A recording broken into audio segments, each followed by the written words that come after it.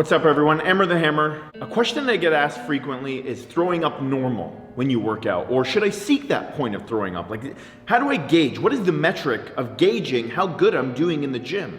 Right? Because in life, we don't really have anything to measure ourselves against. So what do we measure ourselves up against? Other people, right? So we look at other people, what other people say, we try to copy, or we try to emulate, or we try to say, well, that guy makes X amount of money, I make this much, so I'm probably doing okay, but she makes, that's how we are in life. We're always trying to compare ourselves to other people. So that's one good gauge of using and determining if we're doing good or bad in anything that we do, right? So a lot of people glorify this, throwing up, puking during their workouts. And I was a proponent of this at one point in time when I understood a lot less about the body, And that's one thing about me, is that I'm always trying to evolve. And I'm not ever ashamed of anything I've ever said in the past or done in the past, because it shaped me into who I am today. The key is that I'm growing and evolving. So you can't hold somebody accountable to something they said 5 years ago if they've evolved their thinking, right? And that's how I view things in life. So if this is your way of thinking and it's evolved, that's great, because now you learned something. So the way I view this now is throwing up a good thing in your workout? People look at it as like, you pushed to failure, you pushed your hardest. Well, let's take into consideration this, okay? When you eat foods that have bacteria in them, you eat foods that make you feel sick, you throw up that food. Your body doesn't say, good job, we're gonna store all those nutrients from that food. You throw up because your body's rejecting it. Right? When you drink too much alcohol, you get alcohol poisoning. Your body doesn't say, good job. Your body rejects that by throwing up. Vomiting. The same thing happens when you work out too much. Your body rejects it by vomiting because it's too much of a demand that you've imposed upon it. Now, that doesn't mean don't push hard. You should always be pushing hard, but push hard to the point that you elicit change. Not pushing hard to the point where your body rejects things and where your body suppresses itself and it shuts down.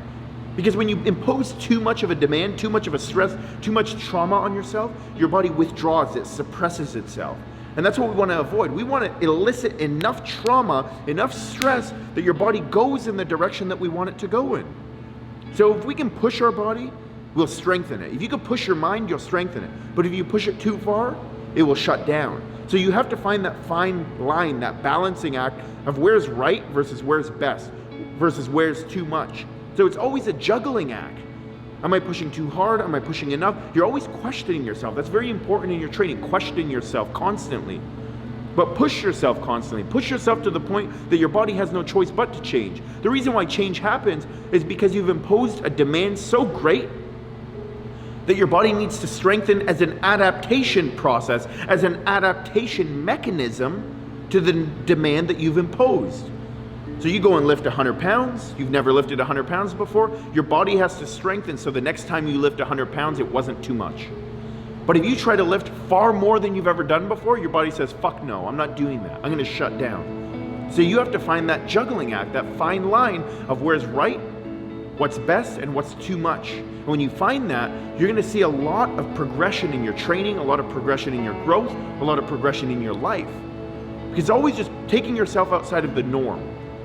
Putting yourself in a position where you're uncomfortable, where you have to face things that you fear, that you're not familiar with. And that's how you grow, that's how you strengthen. Whether it's your mind, you face something you've never done before, you're unfamiliar with it, you finally do it, it's not that scary anymore. Same thing with your training. You face a weight you've never done before, your body strengthens and adapts to the demand that you've imposed upon it, and then it's not that hard for you anymore because you've strengthened. The laws of progression, the laws of growth, and the laws of success and strength are pretty basic, guys. When you follow them and you understand them and you live by them and you adhere to them, it's incremental, it's accruing, but it adds up at the end of the year. It's putting $1 in the bank account every day. $1 means nothing to most people. There's people that walk by $1 on the ground, they won't even pick it up. Because fuck it, it's only $1. But if I told you you're gonna walk by $1 on the ground every single day for the next year, would you pick them up knowing that you're gonna accumulate to $365? Of course you would. So look at things as a short term, but also as the big picture, all right? So stop throwing up in your workouts.